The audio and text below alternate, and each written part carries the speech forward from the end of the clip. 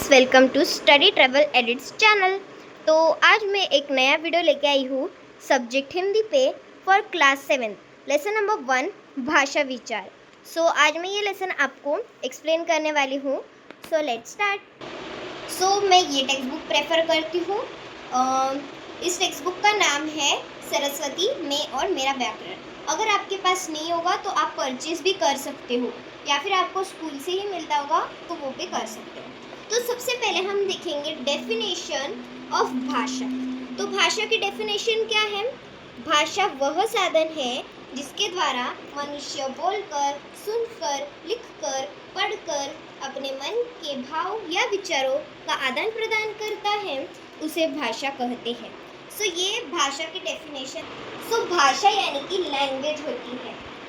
Language एक साधन है जिसके द्वारा मतलब कि हम ह्यूमन बींग्स बोलते हैं। अगर हमें लैंग्वेज आती तो ही हम अपने मन के भावना प्रकट कर सकते हैं ना दूसरों से, या फिर दूसरों का सुनकर, या फिर लिखकर, या फिर हम रीड करके, जैसे कि हम ये बुक रीड कर रहे हैं। ओके, इसे बोलते हैं भाषा। अपने मन के विचारों का आदान प्रदान करना, इसे भाषा कहते हैं। मैंने एक्सप्लेन कर दिया आपको भाषा की डेफिनेशन। अब नेक्स्ट है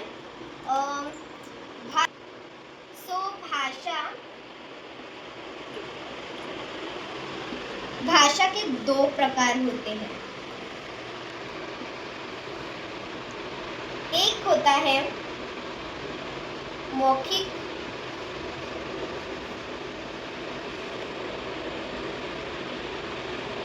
भाषा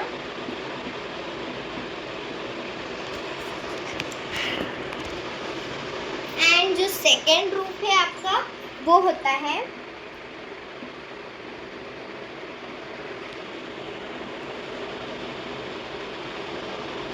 लिखित भाषा। तो ये दो रूप होते हैं आपके भाषा के। ये दो रूप होते हैं भाषा के। ओके, अब मौखिक की डेफिनेशन यानी कि इसकी डेफिनेशन देखते हैं अभी हम। तो इसकी डेफिनेशन क्या है? भाषा का वह रूप जिसमें एक व्यक्ति बोलकर विचार या मन के भाव प्रकट करता है और दूसरा व्यक्ति सुनकर उसे समझता है, उसे मौखिक भाषा कहते हैं। जैसे कि मैं आपको एक्सप्लेन कर रही हूँ, फॉर एग्जाम्पल मैं आपको एक्सप्लेन कर रही हूँ, तो जो मैं आपको एक्सप्लेनेशन दे रही हूँ ना, तो आप मुझे सुन रहे हो, मतलब मैं बुक से पढ़ रही हूँ, आपको एक्सप्लेन कर रही हूँ और आपको सुन रहे हो। तो ये क्या हुआ? मौखिक रूप। ये इट इज कॉल्ड मौखिक रूप। ओके, मौखिक रूप यानी कि एक व्यक्ति बोलता है और दूसरा व्यक्ति उसे सुनकर समझता है। ओके, अब उठते हैं लिखित भाषा। लिखित भाषा की डेफिनेशन है पेज नंबर 10 पे। पेज नंबर 10 पे देखो, भाषा का वह रूप जिसमें एक व्यक्ति अपने विचार या मन के भाव लिखकर प्रकट करता है और दूसरा व्यक्ति पढ़कर उसकी बात समझता है, उसे लिखित भाषा कहते हैं। ओके, लिखित भाषा की ये है डेफिनेशन। यानी कि अगर मुझे मेरे भाई को एक लेटर देना है तो मैं क्या करूँगी? उसे लिखूँगी, वो लेटर लिखूँगी मैं और फिर उसे दूँगी। यानी कि मैं लिखूँगी और वो जो लिखा होगा वो पढ़ेगा, मेरा भाई है वो पढ़ेगा और वो पढ़कर समझेगा, तो उसे क्या बोलते हैं? लिखित भाषा। ओके, ये तो हो गया। अब तो ये है कुछ भाषा: सांकेतिक भाषा, मातृभाषा, राष्ट्रभाषा, राजभाषा और मानक भाषा। तो चलो इसके डेफिनेशन देखते हैं। तो सांकेतिक भाषा की डेफिनेशन है, जब संकेतों इशारों द्वारा बात समझाई और समझी जाती है तब वह सांकेतिक भाषा कहलाती है।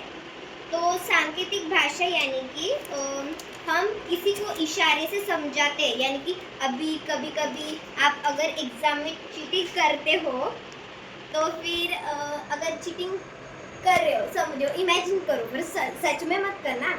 तो आप इशारे से पूछते हो ना, इसका आंसर क्या है, बता 1 सेकेंड। तो आप इशारे से पूछते हो ना, तो आप इशारे से दूसरों को पूछते हो और दूसरा उस इशारे को समझता है, तो उसे बोलते हैं सांकेतिक भाषा। अब मुड़ते हैं मातृभाषा पे। मातृभाषा यानी कि जो भाषा बालक अपने परिवार से सीखता है वह मातृभाषा कहलाती है। यानी कि मातृभाषा यानी कि जब एक बेबी है तो जब वो छोटा होता है तब उसे उनके मम्मी पापा या फिर पेरेंट्स उसे सिखाते हैं एक भाषा, तो वो बोलते हैं मातृभाषा। अब आएगी राष्ट्रभाषा। राष्ट्रभाषा यानी कि जो भाषा देश के अधिकतर निवासियों द्वारा प्रयोग में लाई जाती है वह राष्ट्रभाषा कहलाती है। यानी कि जो भाषा अभी जैसे कि महाराष्ट्र पता है आपको, तो महाराष्ट्र में मराठी बोली जाती है। तो महाराष्ट्र में जैसे ज़्यादातर ओके मतलब कि जैसे महाराष्ट्र में मराठी बोली जाती है, तो वैसे ज़्यादा से ज़्यादा लोग मराठी प्रेफर करते हैं इन महाराष्ट्र, तो उसे बोली जाती है राष्ट्रभाषा। या फिर जैसे कि इंडिया में हिंदी भाषा बोली जाती है ज़्यादा निवासियों से, ओके, सो उसे बोलते हैं राष्ट्रभाषा। अब नेक्स्ट है हमारी राजभाषा।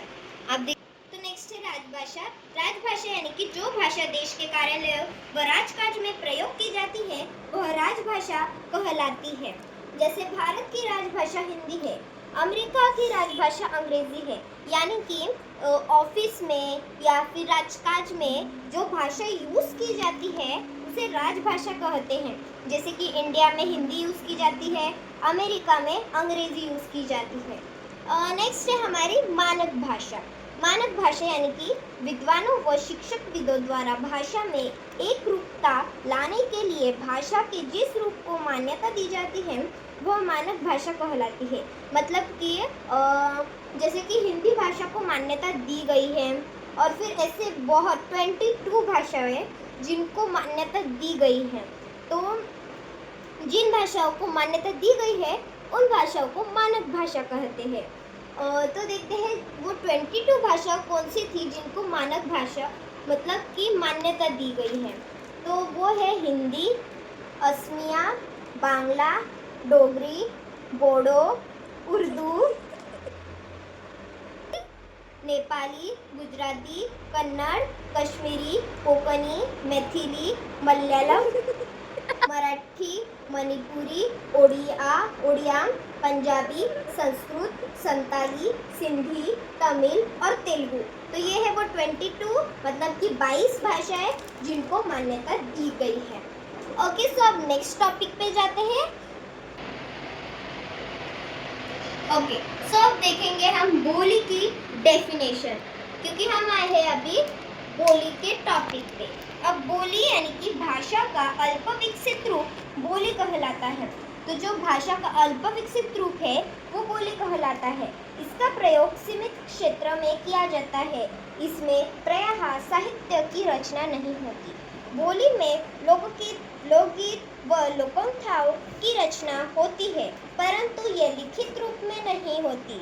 इनका प्रचलन मौखिक रूप में ही होता है, यानी कि ये लिखी नहीं जाती, ये सिर्फ रीड की जाती है। ओके, तो हिंदी भाषा की 18 बोलियां प्रचलित है और इसके विपरीत भाषा बोली का विकसित रूप होती है। इसमें साहित्य की रचना की जाती नहीं है। इसमें मतलब साहित्य की रचना होती ही नहीं है। प्रत्येक राज्य की अपनी भाषा है, जैसे पंजाब पंजाबी, गुजरात गुजराती, असम असमिया, कश्मीर कश्मीरी आदि। उपभाषा, जब कोई बोली थोड़ी विकसित हो जाती है और उसमें साहित्य की रचना होने लगती है तब वह बोली उपभाषा बन जाती है, जैसे ब्रज, अवधी, मैथिली, भोजपुरी आदि। यानी कि जब कोई बोली थोड़ी विकसित हो जाती, अच्छी हो जाती है और उसमें साहित्य भी रचा जाता है, तब उसे बोली उपभाषा भी बोला जाता है। अब नेक्स्ट टॉपिक है हमारा लिपि। लिपि की डेफिनेशन है, मुख से निकली ध्वनियों को लिखने की विधि या चिन्ह को लिपि कहते हैं। यानी कि हमारी मुख से जो ध्वनियाँ निकलती हैं और उसे चिन्ह में कन्वर्ट करने की विधि को लिपि कहते हैं। यानी कि जैसे कि आप इस बुक में ये पिक्चर देख सकते हो, सो इसे लिपि कहते हैं। ओके, अब नेक्स्ट है आपका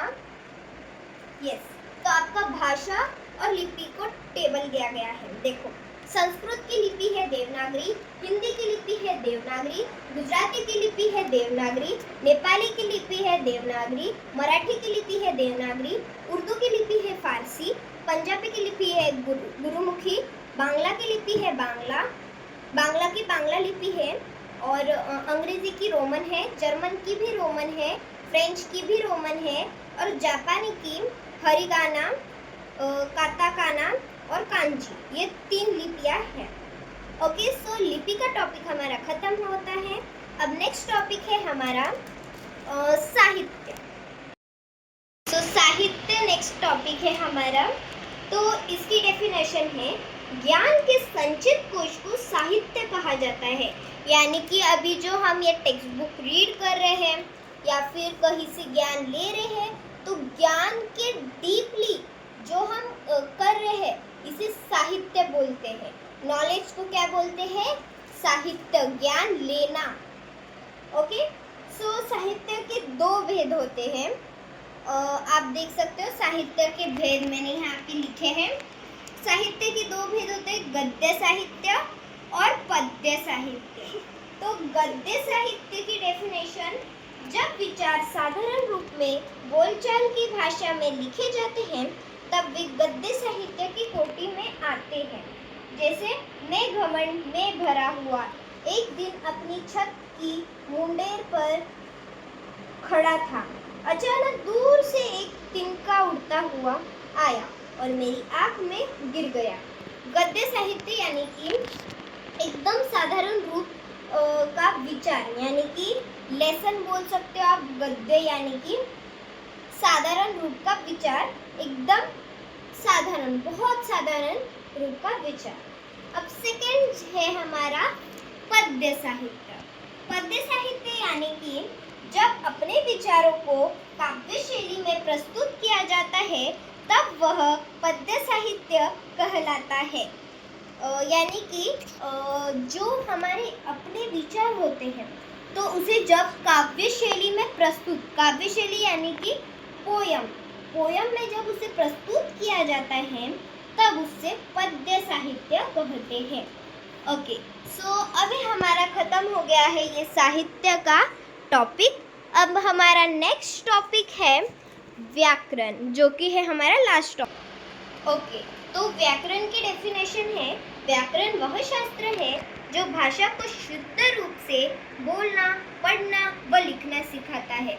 तो व्याकरण यानी कि व्याकरण एक ऐसा शास्त्र है, मतलब कि ऐसा इक्विपमेंट बोल सकते हो आप, जिसके द्वारा मतलब कि भाषा को शुद्ध रूप में कैसा लिखा जाए, वो हमें व्याकरण सिखाता है।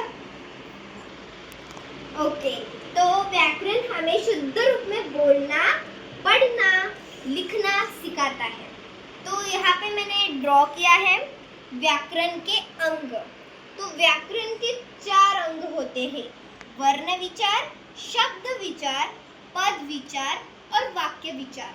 तो इसके सिर्फ आपको अंग दिए गए हैं। इसकी जो डेफिनेशन है वो आपको क्लास 8 में रहेगी, ऐसा आपकी टेक्स्ट बुक में लिख के दिया।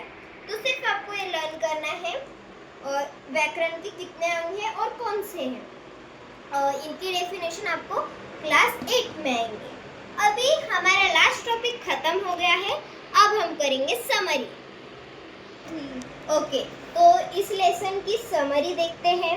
फर्स्ट है, भाषा मन के भाव व विचारों के आदान प्रदान का साधन है। सेकंड, भाषा के मुख्य 2 रूप है, मौखिक और लिखित। थर्ड है, मातृभाषा वह भाषा है जिसे बालक परिवार से सीखता है। तो ये थी जो यहाँ पे दी गई है, ये आपकी समरी। तो ये है आपकी समरी। ओके, सो मिलते हैं आपसे नेक्स्ट वीडियो में। तब तक के लिए बाय।